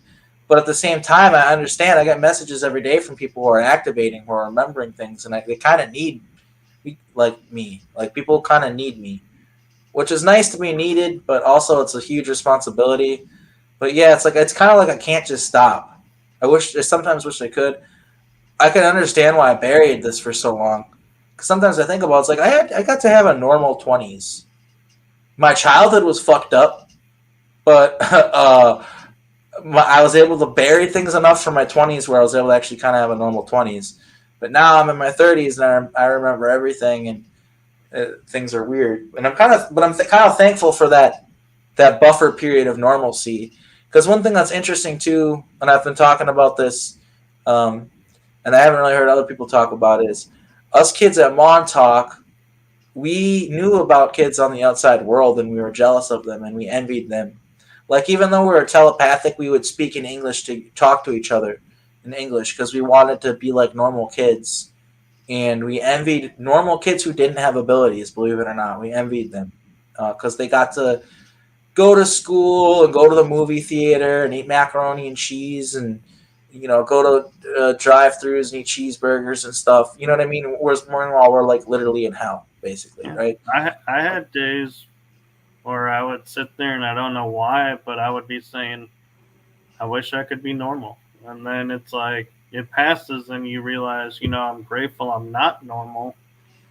Yeah. But there are days, I will admit, there are days that I'm like, why can't I be normal? Yeah, and I get that sometimes too. Like I've had situations where I've lost friends, people I've weirded people out with my testimony or like by just opening up to them too much, and it can be stressful.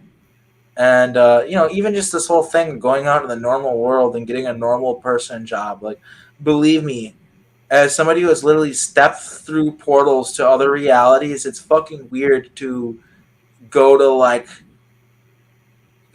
a job interview and act like I give a shit about it. It's weird. Believe me, it's bizarre, but I have to do it in order to survive. I have a apartment that I have to pay bills for, so that's life.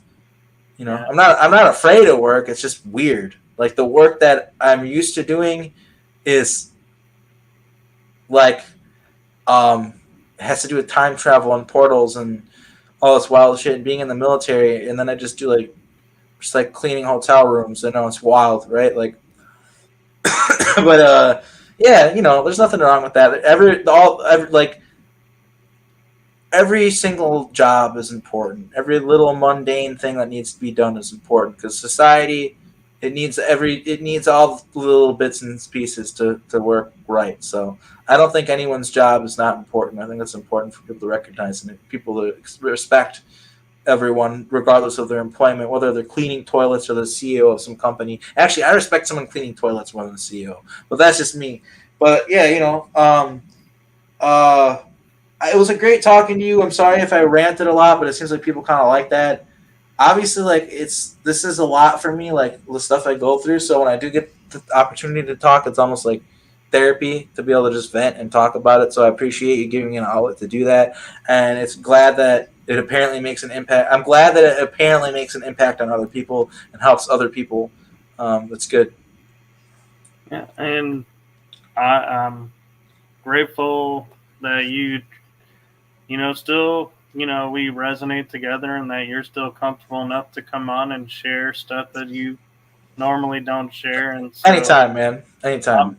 grateful for that. And there are more questions in the chat room, but we are Well, running out of time. we can answer a few questions if you want.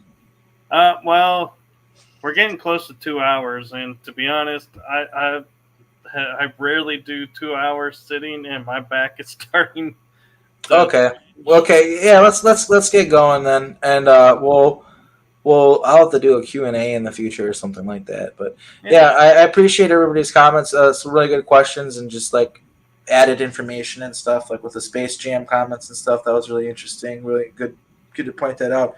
But yeah, man, thanks for having me. I guess I'll get going. yeah, And yeah, and check out this conference, everybody. The website is fulldisclosuremovement.org, all one word, obviously, and it's pretty simple to get there. I know the day of being coincides with it, which is going to be before the conference, the weekend before. So it's kind of just like a lot of people are going to be in that area at the same time. St. Petersburg, I've never been there, but I hear it's just really beautiful and stuff. So it's like one of the cooler cities in Florida. So just really excited about it, to be honest with you. yeah, I'm excited too, and looking forward to it, and I'm looking forward to in the future when we can do another show together and see about making it a trifecta. Yeah, episode 3 is coming down the pipeline. Let's do it sometime this summer. Definitely. we'll definitely talk and make that happen. And so, thank you to everyone in the chat room. Thank you to everyone watching. And if you want more information or more testimony from me, check out the Disclosure Now channel on YouTube, youtube.com/disclosure known. And yeah, have a nice day, everybody. I'm going to get going. Thank you for having me, Michael. Yes, thank you. And all your links are in the description. So. Oh, perfect. Awesome. Thank you so much. You're welcome. Have a good evening, everybody. Or if you're watching this in the future, whatever time it is that you're at, I hope you're enjoying it. And see you later, guys. Bye. Bye-bye. Have a good night, everyone.